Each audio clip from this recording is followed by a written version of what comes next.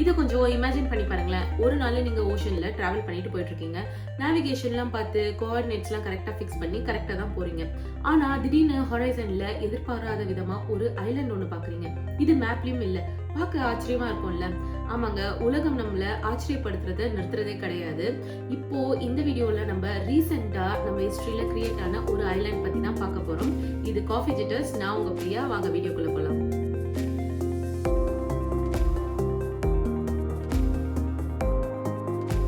தீவுகள் முதல்ல எப்படி உருவாகுதுன்றத பார்க்கலாம். ஆழ்கடல்ல இருக்க வால்கனோஸ் ரொம்ப ஆக்டிவா எரப்ட் பண்ணிட்டே தான் இருக்கும். அந்த எரப்ஷன் ரொம்ப மேசிவா இருக்கும் பொழுது அதுல இருந்து ரிலீஸ் ஆகுற சாம்பலா இருக்கட்டும், அப்புறம் லாவா, இதெல்லாம் பைலப் ஆகி அதோட சர்ஃபேஸ் லெவலுக்கு வரும் பொழுது அந்த இடத்துல ஒரு தீவு ஒண்ணு உருவாகும். இந்த ப்ராசஸ் நடந்து முடிக்க சில வருடங்களே ஆகலாம், இல்ல ஆயிரக்கணக்கான வருடங்கள் கூட ஆகலாம்னு சொல்றாங்க. இப்படி நம்ம ரீசெண்ட் ஹிஸ்டரியில உருவானதுதான் சர்ட்ஸே அப்படிங்கிற ஒரு ஐலாண்ட். இது எங்க இருக்குன்னு பாத்தீங்கன்னா சதர்ன் கோஸ்ட் ஆஃப் ஐஸ்லாண்ட்ல இருக்குங்க. 14th நவம்பர் 1963 தான் இந்த ஐலாண்ட ஃபர்ஸ்ட் கண்டுபிடிச்சிருக்காங்க. இதை டிஸ்கவர் பண்ணதே ரொம்ப இன்ட்ரெஸ்டிங்கான ஒரு ஸ்டோரி தான். ஒரு ஃபிஷர்மேன் போட் காலையில 7:15க்கு மீன் பிடிக்க போயிருக்காங்க. தூரத்துல ஒரு போட் எரியற மாதிரி இருந்திருக்கு. சோ அந்த கேபின் க்ரூவை இன்வெஸ்டிகேட் பண்ண சொல்லி அந்த கேப்டன் சொல்லியிருக்காரு. அவங்க போய் பார்த்ததுல அது போட் இல்ல, ஒரு மேசிவ் வால்கனோ எரப்ஷன்ன்றத கண்டுபிடிச்சிருக்காங்க. அப்புறம் இந்த வால்கனோ எரப்ஷன் 130 மீட்டர்ஸ் பிலோ சீ லெவல்ல இருந்து எரப்ட் ஆகி வந்துகிட்டு இருக்கு.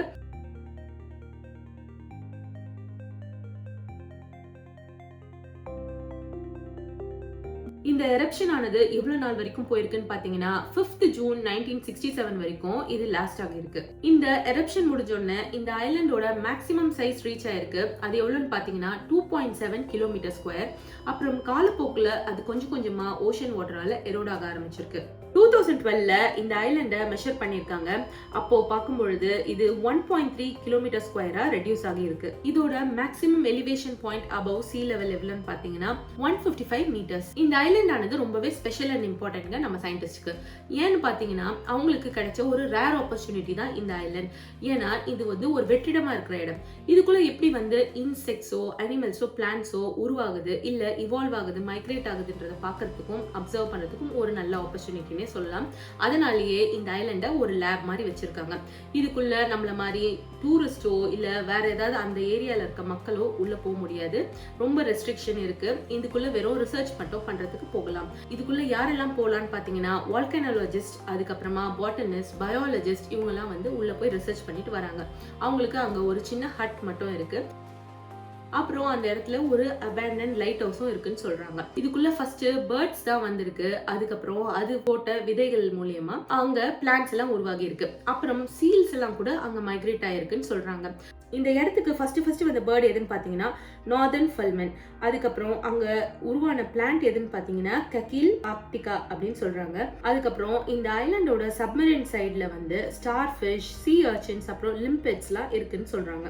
இந்த இடத்துல மனிதர்கள் மூலியமா எந்த பிளான்ட்ஸும் இன்ட்ரோடியூஸ் ஆகக்கூடாது. அப்படி ஒரு தடவை ரோபோட் மூலியமா வந்த ஆட்கள் அந்த இடத்துல பொட்டேட்டோஸ வச்சுட்டு போயிட்டு இருக்காங்க. அதை கண்டுபிடிச்ச உடனே டக் அவுட் பண்ணிட்டு தூக்கி போட்டுட்டு இருக்காங்க. சோ இதுக்குள்ள எப்படி நேச்சுரலா ஹியூமன் இன்டர்ஃபரன்ஸ் இல்லாம பிளான்ட்ஸ் அண்ட் அனிமல்ஸ் வருதுங்கிறத அப்சர்வ் பண்றதுக்கு தான் இந்த ஐலாண்ட அவ்வளவு ரெஸ்ட்ரிக்ட் பண்ணி வச்சிருக்காங்க. இந்த மாதிரி ஐலாண்ட்ஸ்லாம் சீக்கிரமாவே எரப்ட் ஆகி வெளியில வந்த உடனே கொஞ்சம் கொஞ்சமா ஓஷனால எரோட் ஆகி போயிடும். ஆனா இந்த ஐலாண்ட் எவ்வளவு நாட்கள் வரைக்கும் இருக்கு அப்படின்னு சொல்றாங்கன்னா 2100 வரைக்கும் இது இருக்கும் அப்படின்னு சொல்றாங்க. ஏன்னா இந்த ஐலாண்ட் கொஞ்சம் கொஞ்சமா எரோட் ஆகிட்டு தான் இருக்கு. 2.5 ஏக்கர்ஸ் 1 இயர்க்கு அது எரோட் ஆகிட்டு தான் இருக்கு. நம்ம உலகத்துல இருக்க பெரும்பாலான ஐலாண்ட்ஸ் ஏன்ஷியன்ட் டைம்ல தான் உருவாச்சு. இந்த மாதிரி சர்ட்ஸே போன்ற ஐலாண்ட்லாம் ரீசெண்ட் ஹிஸ்டரியில உருவாகி இருக்குல்ல, இதை பத்தி தெரிஞ்சுக்கும் பொழுது ரொம்பவே இன்ட்ரெஸ்டிங்கா இருந்துச்சு. அதனால தான் உங்களுக்கும் இந்த வீடியோ கொண்டு வந்திருக்கேன். இந்த வீடியோ கண்டிப்பா உங்களுக்கு பிடிச்சிருக்கும்னு நினைக்கிறேன். கண்டிப்பா லைக் அண்ட் ஷேர் பண்ணிடுங்க. இன்னும் என் சேனலை நீங்க சப்ஸ்கிரைப் பண்ணாம பார்த்திருந்தீங்கன்னா சப்ஸ்கிரைப் பண்ணிடுங்க. நெக்ஸ்ட் வீடியோல இன்னொரு இன்ட்ரெஸ்டிங்கான டாபிக்கோட உங்களை மீட் பண்றேன். Until then, bye from Priya.